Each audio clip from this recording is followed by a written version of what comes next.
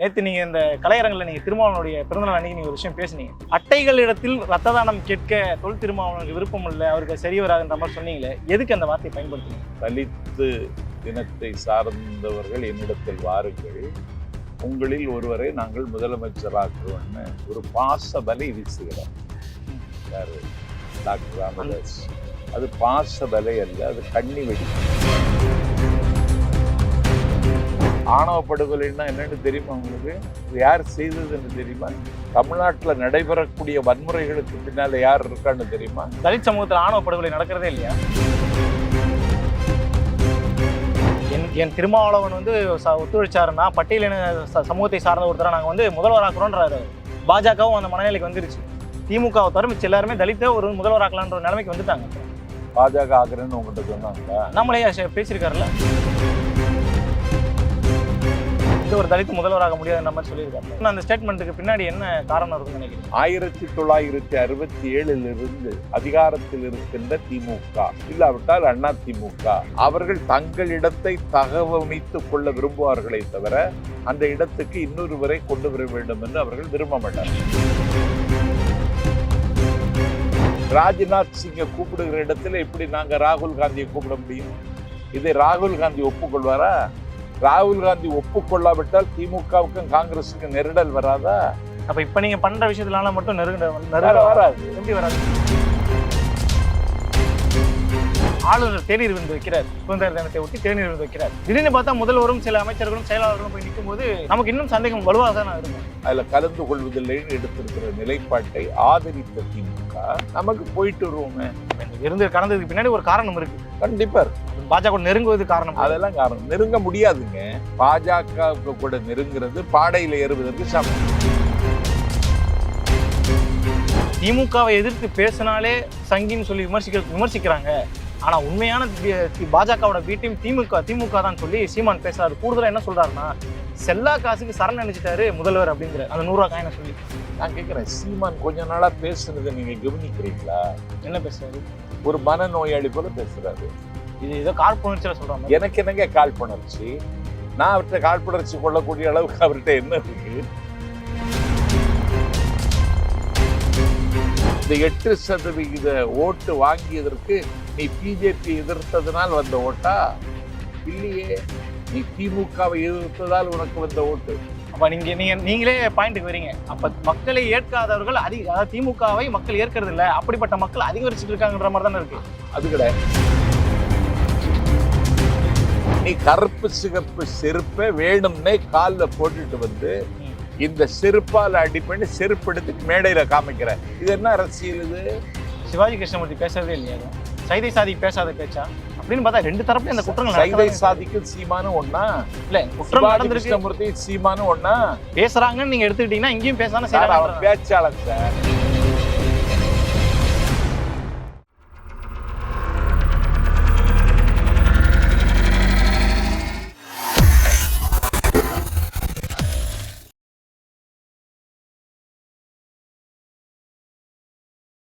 ஐத்தமிழ் நேயர்களுக்கு வணக்கம்.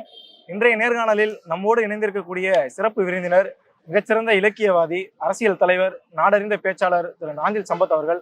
வணக்கம் சார். வணக்கம். எப்படி இருக்கீங்க? நல்லா இருக்கு. ரொம்ப உங்களை பிடிக்கிறது ரொம்ப கஷ்டமா இருக்கு. ஒன்றும் இல்லையே, நான் என்ன ஊர் கன்னியாகுமரி, நான் சென்னைக்கு ஏதாவது பஞ்சம்பிள்ளைக்கே வர்றது, நிலை பிடிக்கிறது கஷ்டம் தான். சரி, நம்ம நேற்று நீங்க இந்த கலையரங்கில் நீங்க திருமாவளவனுடைய பிறந்தநாள் அன்னைக்கு நீங்க ஒரு விஷயம் பேசுனீங்க. அங்கிருந்தே நான் ஆரம்பிச்சலான்னு இருக்கேன்.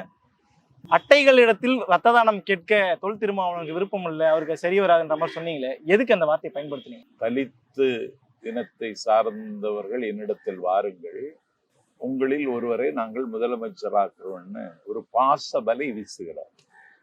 யாரு? டாக்டர் ராமதாஸ். அது பாச பலை அல்ல, அது கண்ணி வெடி. ஏன்னா தமிழ்நாட்டுல தமிழ் பண்பாட்டு தளத்தில் நின்று அரசியல் செய்கிற ஆற்றலாளர் தொல் திருமாவளவன். அது அவருக்கு ஒரு ஜெலசி, ஆங்கிலத்தில் சொன்ன ஜெலசி.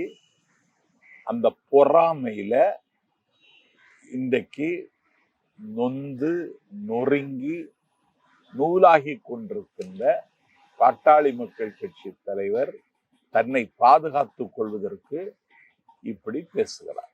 சமூகத்தின் மேல ஒரு அக்கறை இருக்குன்னு எடுத்துக்க வேண்டியதானே? யாருக்கு அக்கறை? அன்புமணி ராமதாஸ் அவர்களுக்கு. ஆணவ படுகொலைன்னா என்னன்னு தெரியுமா உங்களுக்கு? இது யார் செய்ததுன்னு தெரியுமா? இந்த கொலைகளுக்கு பின்னால் யார் இருக்கிறான்னு தெரியுமா? தமிழ்நாட்டுல நடைபெறக்கூடிய வன்முறைகளுக்கு பின்னால யார் இருக்கான்னு தெரியுமா? தலித் சமூகத்துல ஆணவ படுகொலை நடக்கிறதே இல்லையா? பழைய சமூகத்தை சேர்ந்தவர்களை வந்து பட்டியல் சமூகத்தில் இருக்கக்கூடியவர்களே கொலை செய்யப்படல. சமூகமா நடக்கிறதே இல்லை தமிழ்நாட்டுல. எதுக்கு நீங்க அன்புமணியையும் ராமதாஸ் மட்டும் குறிப்பிட்டு ஆணவ படுகொலை தொடர்புபடுத்துறீங்க? இந்த கட்சி தான் அதை துணிந்து செய்வதற்கு, அதை செய்யக்கூடியவர்களுக்கு ஊக்கத்தை கொடுப்பது அவர்கள்தான், உள்வலியை கொடுப்பது அவர்கள்தான். இந்த மண்ணில் நிலவி பெறக்கூடிய அமைதியான தட்பவெட்பத்தை சின்னாபின்னமாக்குவதும் அவர்கள்தான். அதனால அது ஒரு அப்புறப்படுத்தப்பட வேண்டிய கட்சி என்கிற அளவிற்கு நாட்டு மக்கள் முடிவெடுத்து விட்டார்கள். அதனுடைய அந்த பலவீனத்துல அவர் தானும் அரசியலில் இருக்கிறேன் என்று காட்டிக் கொள்வதற்கு இப்பொழுது தொல் திருமாவளவனை இந்த நாட்டுல மூளை செலவை செய்ய முடியுமான்னு பார்க்கிறார். இதெல்லாம் நடக்காதுன்னு சொன்னாங்க. அவரே என்ன சொல்றாருன்னா, என் திருமாவளவன் வந்து ஒத்துழைச்சாருன்னா பட்டியலின சமூகத்தை சார்ந்த ஒருத்தரை நாங்க வந்து முதல்வராக்குறோன்றாரு. பாஜகவும் அந்த மனநிலைக்கு வந்துருச்சு. திமுகவை தவிர மிச்ச எல்லாருமே தலித்த ஒரு முதல்வராக்கலான்ற நிலைமைக்கு வந்துட்டாங்க. இப்ப பாஜக ஆகிறேன்னு உங்ககிட்ட சொன்னாங்களா? அண்ணாமலையா பேசியிருக்காருல்ல. அதுபடி இவங்க முதலமைச்சராக இவங்களுக்கு யாரு ஆதரவு தர்றாங்க? நாங்க உனக்குதான் 2 கையும் இல்ல, நான் அள்ளி கொடுப்பேன்னா கை இல்லாத நீ எப்படி அள்ளி கொடுப்பது? கால் இல்லாத நீ எப்படி ஓட்டப்பந்தயத்துல முதலிடம் பெறுவது? வாய் பேச முடியாத நீ எப்படி திருப்புகள் பேசுறது? உனக்கு தான் கிரவுண்டே கிடையாது. பிஜேபிக்கும் பாட்டாளி மக்கள் கட்சிக்கும் நீங்க வந்து எப்படி கொடுப்பீங்க? இதை யாராவது நம்புவானா? திரும்ப சொன்ன அந்த ஸ்டேட்மெண்ட்டுக்கு பின்னாடி என்ன காரணம் இருக்குன்னு நினைக்கிறீங்க? என்னது? எந்த ஒரு தலித்து முதல்வராக முடியாதுன்ற மாதிரி சொல்லியிருக்காருல்ல. இப்போது இருக்கிற தமிழ்நாட்டு அரசியல்ல ரொம்ப கணித்து அவர் சொல்லியிருக்கிறார். ஏன்னா ஒரு தலித்து மக்கள் நிராகரிக்கப்படவில்லை, அலட்சியப்படுத்தப்படவில்லை. அவர்களுக்கு இன்றைக்கு திராவிட இயக்கங்கள் உரிய அங்கீகாரம் கொடுத்துதான் அழகு பார்க்கிறது. ஆனா முதலமைச்சர் என்கிற சிகரத்திற்கு வருவதற்கான வாய்ப்பு இல்லை அப்படின்னு சொல்வதற்கு காரணம் 1967 அதிகாரத்தில் இருக்கின்ற திமுக, இல்லாவிட்டால் அண்ணா திமுக, அவர்கள் தங்களிடத்தை தகவமைத்துக் கொள்ள விரும்புவார்களே தவிர அந்த இடத்துக்கு இன்னொருவரை கொண்டு வர வேண்டும் என்று அவர்கள் விரும்ப மாட்டார்கள். அதனால வந்து தலித் இங்க தலைவராக முடியாது. தலைவராகலாம், முதல்வராக முடியாது. முதல்வர் ஆகக்கூடிய சூழல் இப்போதைக்கு இல்லை. நான் அதுலயும் அந்த கூட்டத்துல சொன்னேன், நான் தலித் இங்க தலைவர் முதலமைச்சராக முடியாது, பட்டியலினத்தை சார்ந்தவர்கள் இங்க முதலமைச்சராக முடியாது என்று நீங்கள் சொன்ன கருத்தை நான் ஏற்கவில்லை. நான் அதுல மாறுபடுகிறேன். ஒரு கருப்பு நிறமுள்ள ஒரு நீக்ரோ வெள்ளை மாளிகையின் ஆசனத்துல உட்கார்ந்தாரு. இது வெள்ளை மாளிகையில்னு ஒரு புத்தகத்தை அண்ணா எழுதினாரு.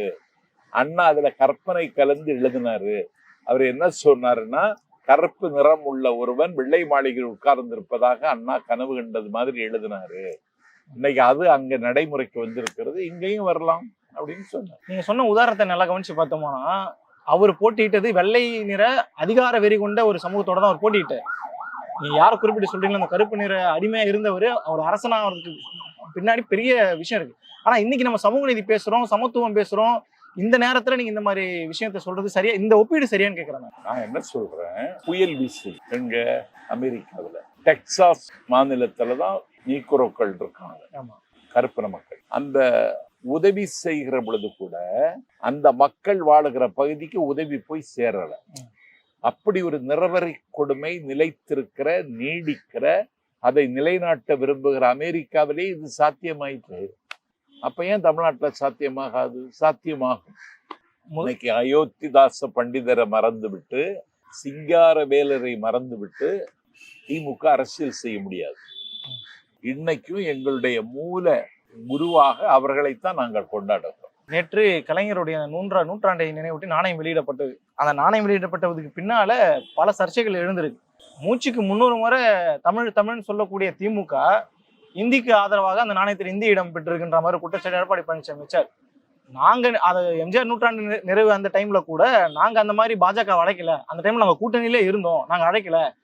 எதுக்கு சம்பந்தமே இல்லாம திமுக வந்து பாஜக அழைக்கணும் அப்படிங்கிற மாதிரி கேட்கிறாரு. ராகுல் காந்தி வரல, ராஜ்நாத் சிங் வராரு, என்ன காரணம் அப்படிங்கிற மாதிரி கேட்கிறாரு. நாணயம் அச்சிடுகிற உரிமை ஒன்றிய அரசுக்குத்தான் இருக்கிறது. முட்டாள்களின் சொர்க்கத்தில் எடப்பாடி பழனிசாமி இருக்கிறார் என்பதற்கு இது ஒரு உண்மை.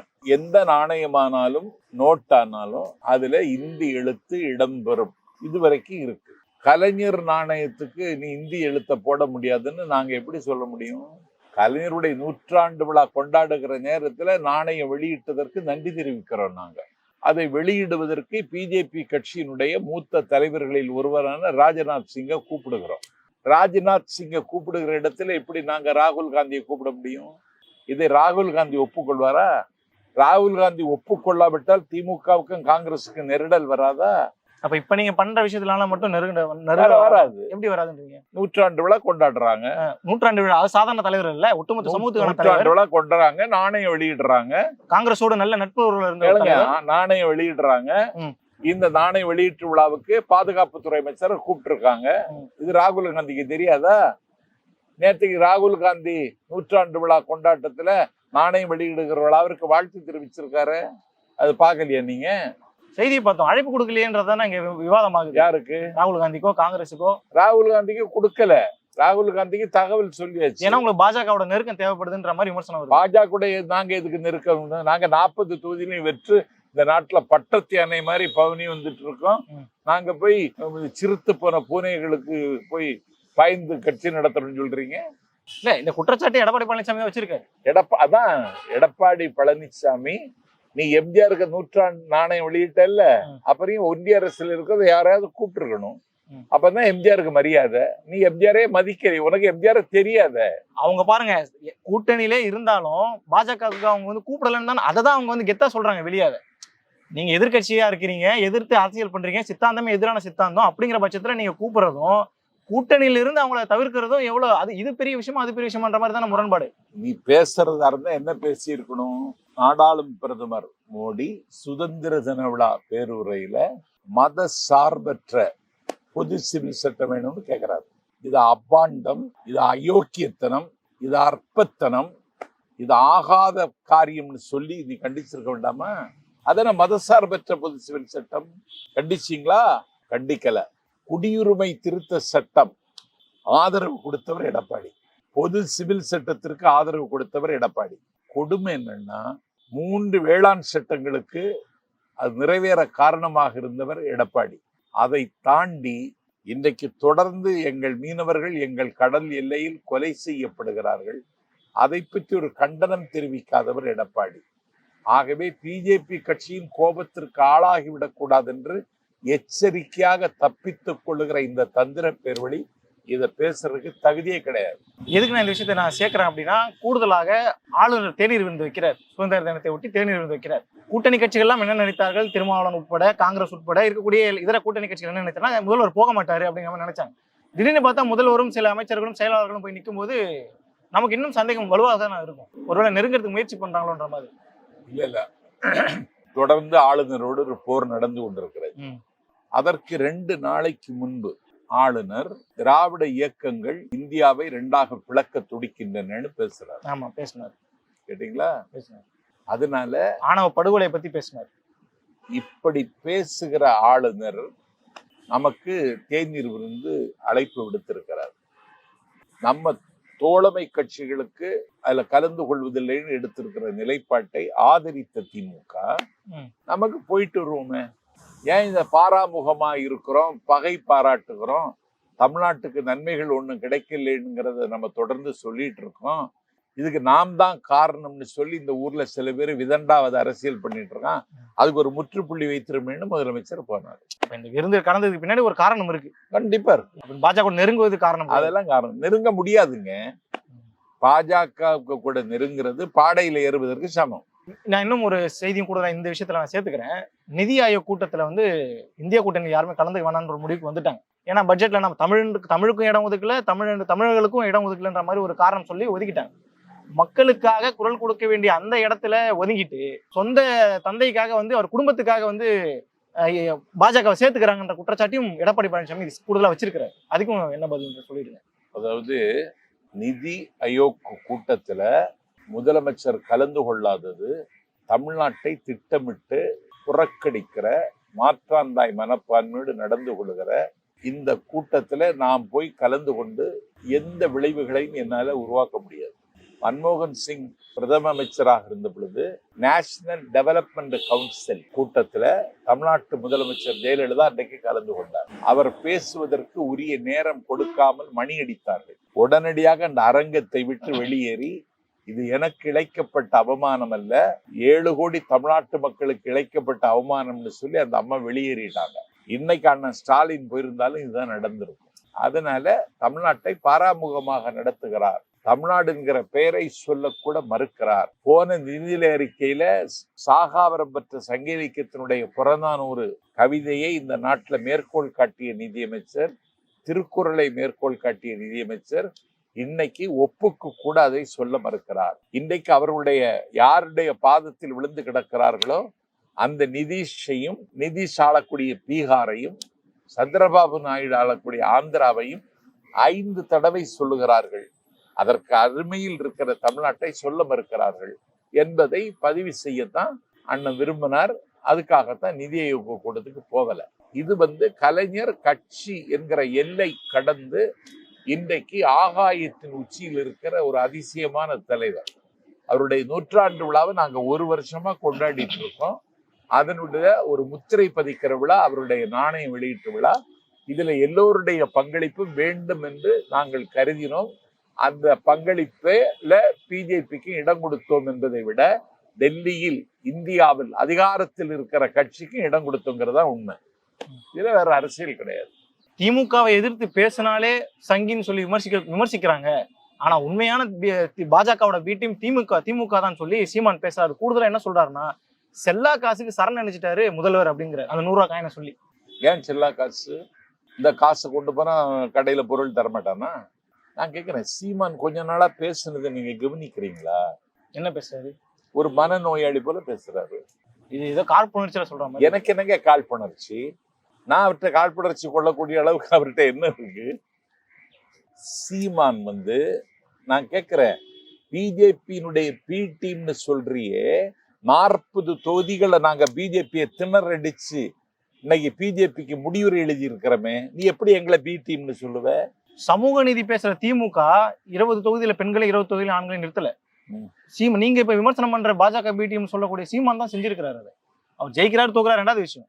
அவர் சமநீதி வழங்கியிருக்காருலங்க, இடஒதுக்கீடு பாதிக்கு பாதி கொடுத்துருக்காருங்க. ஆமா, கொடுத்துருக்காரு. இதுல எந்த காரணத்தினால பாஜக பி டீம் சொல்றீங்கன்னு கேக்குறேன் நான். பாஜகவினுடைய பி டீம் இல்ல, பாஜக டீம் அவரு. இப்ப பாஜக டீம் ஆயிட்டாரு. ஆமா ஆமா ஆமா.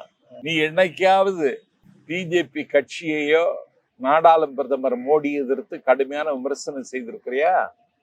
மணிப்பூர் கலவரத்தை கண்டிச்சு நீ பேசி இருக்கிறியா? பணமதிப்பு இழப்பு நடவடிக்கையை கண்டிச்சு நீ பேசி இருக்கிறியா? நீ தமிழ்நாட்டுல திமுகவின் மீதான் கலறுகிறாயே தவிர எல்லா அதிகாரங்களையும் தனதாக்கி வைத்துக் கொண்டிருக்கிற பிஜேபி கண்டு நீ கண்டும் காணாமலே இருக்கிறதுக்கு காரணம் என்ன? பாஜக மனித குல விரோத கட்சின்னு சொல்லி பேசுனது சீமான் மட்டும் தானே, வேற யாரும் பேச? போகிற ஒரு செய்தி சொல்லிட்டு போனா அது கிடையாது. ஒரு செய்தி போதுமே, இவங்களோட மொத்த கொள்கை என்னன்ற சொல்லிட்டார்ல. அப்படி இல்லையே, எது இடையூறாக இருக்குன்னு சொல்லணும்ல. நீ தமிழ்நாட்டுக்கு நிதி தரல சொன்னாரா? விமர்சனம் பண்ணிருக்காரு. தமிழ்நாடு திட்டமிட்டு வஞ்சிக்கப்படுகிறது சொன்னாரா? விமர்சனம் பண்ணிருக்காரு. பட்ஜெட் தமிழ் பேரோ தமிழ்நாட்டுக்கான நிதி ஒதுக்கலன்னு சொல்லி விமர்சனம் பண்ணிருக்காரு. கேளுங்க, தமிழ்நாட்டுல இன்றைக்கு பிஜேபி கட்சி இன்னைக்கு ஒரு மாஃபியா கும்பல்களை நம்பி அந்த கட்சி நடக்கு. நிதி முறைகேடுகளில் ஈடுபடுகிறவர்கள், நித்தமும் கொலை செய்கிறவர்கள் அந்த கட்சியில் இன்னைக்கு அடைக்கலமாக இருக்கிறார்கள். ஒரு நாள் சொல்லி இருக்கிறேன், நீ இந்த நாட்டுல தேர்தல் அரசியல்ல ஈடுபட்டு நான் 8% ஓட்டு வாங்கிட்டேன் அப்படின்னு சொல்லுகிறியே. நீ இந்த 8% ஓட்டு வாங்கியதற்கு நீ பிஜேபி எதிர்த்ததுனால் வந்த ஓட்டா? இல்லையே, நீ திமுகவை எதிர்த்ததால் உனக்கு வந்த ஓட்டு. அப்ப நீங்களே பாயிண்ட்டுக்கு வரீங்க. அப்ப மக்களை ஏற்காதவர்கள் திமுகவை மக்கள் ஏற்கிறது இல்ல, அப்படிப்பட்ட மக்கள் அதிகரிச்சுட்டு இருக்காங்கன்ற மாதிரி தானே இருக்கு. அது கிடையாது. நான் என்ன சொல்றேன்னா, திமுகவை கேள்வி கேட்க கூடாது என்றோ, திமுக விமர்சனத்திற்கு அப்பாற்பட்ட கட்சி என்றோ நாஞ்சில் சம்பத்தி நியாயப்படுத்த விரும்பல. ஆனால் ஒரு திராவிடியன் அலர்ஜி, திராவிட ஒவ்வாமை அதுல பேசுகிறவன் நீ கருப்பு சிகப்பு செருப்பை வேணும்னே கால்ல போட்டுட்டு வந்து இந்த செருப்பால அடி பண்ணி செருப்பு எடுத்து நீ மேடையில காமிக்கிற. இது என்ன அரசியல்? இது சிவாஜி கிருஷ்ணமூர்த்தி பேசுறதே இல்லையா? அதுவும் சைதை சாதி பேசாத பேச்சா அப்படின்னு பார்த்தா ரெண்டு தரப்புல இந்த குற்றங்கள் சைதை சாதிக்கும் சீமானும் ஒண்ணா இல்ல? குற்றம் நடந்திருக்கு, கிருஷ்ணமூர்த்தி சீமானும் ஒண்ணா பேசுறாங்கன்னு நீங்க எடுத்துக்கிட்டீங்கன்னா இங்கேயும் பேசாம செய்யறாங்க. பேச்சாளன் சார், பேச்சாளன் போகிற ஒரு வெடிகுண்ட வீசிட்டு போயிடுவான். அவன் அப்படி பேசணும்னு நோக்கத்தோட வர்றவன் இல்ல. நீ ஒரு கட்சி அமைப்பினுடைய தலைவர். நீ இந்த நாட்டுல பல வாலிபர்களினுடைய மனதுல இன்றைக்கு இடம்பெற்றிருக்கிற தலைவர். உன்னுடைய அரசியல் நியாயமாக இருக்க வேண்டும் என்றாவது நீ நினைக்கிறாயா? இல்லையே. நீ ஒவ்வொரு நாளும் பேசுகிற பேச்சு முட்டாள்தனத்தினுடைய எல்லையில் இருக்கு. நான் கேட்கிற இந்த நாட்டுல காலம் சென்ற தலைவர்கள் அது யாராக இருந்தாலும், மோடியும் அதைத்தான் செய்கிறார், நீ அதைத்தான் செய்யற. பண்டிட் ஜவஹர்லால் நேருவை நேரு ஏன் விமர்சிக்கிறார்? 1000 பிறை கண்ட இந்திராவை ஏன் நேரு விமர்சிக்கிறார்? ஒரு புதிய இந்தியாவிற்கு பதியம் போட்ட ராஜீவ் காந்தி ஏன் அவர் விமர்சிக்கிறார்? இன்னைக்கு தமிழ்நாட்டுல தலைவர் கலைஞரை நீ எதிர்க்க விமர்சிக்கிற. காலம் சென்ற தலைவர்களை காயப்படுத்த கூடாதுங்கிற ஒரு அரசியல் அறம் கூட உண்ட இல்லையே. அப்ப அந்த தலைவரை தன்னுடைய குலதெய்வமாக கருதக்கூடியவர்களுக்கு எவ்வளவு கோபம் மாத்திரம் இருக்கும். இவன் பிஜேபி டீம், பி டீம் கிடையாது, இவன் பிஜேபியே தான். கடந்த காலத்தை விட இப்ப 8% வாக்குக்கு வந்துட்டாங்க, வளர்ந்துகிட்டு இருக்காங்க. அப்படிங்கிற காரணத்துக்காக திமுக குறிவைத்து சீமானையும் நாம் தமிழர் கட்சியும் தாக்கிட்டு இருக்காங்களோ? இங்க பாருங்க, திமுக புலிவேட்டைக்கு புறப்பட்டிருக்கிற கட்சி. புலிவேட்டைக்கு புறப்படுகிற கட்சி எலிகளை பற்றி கவலைப்படாது, எலிகளை கண்டுகொள்ளவும் செய்யாது. உங்களை வீழ்த்துறதா என்னுடைய முதல் குறின்ற மாதிரி சீமான் போயிட்டு இருக்காரு. நீங்க சொல்ல உங்க பாணியில சொல்றதா எலி. அதான் அது அவங்க பிஜேபிக்கு வேலை திட்டம். அது பிஜேபிக்கு வேலை திட்டத்தை நிறைவேற்றுவதற்கு அவர்களுக்கு கிடைத்திருக்கிற ஒரு அற்புதமான கொத்தடிமை நண்பர் சீமான். பல்வேறு கேள்விகளை நம்ம பேசியிருக்கிறோம். மக்கள்கிட்ட கொண்டு போய் சேர்ப்போம், மக்களை தெளிவு பெறட்டும். நன்றி. நன்றி.